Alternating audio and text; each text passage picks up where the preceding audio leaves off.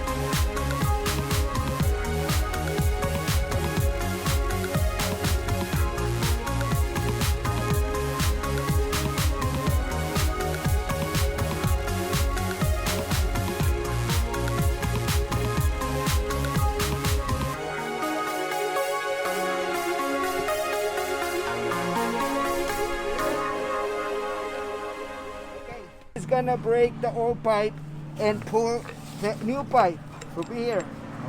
We're gonna fuse it here, fuse the new pipe here, like this,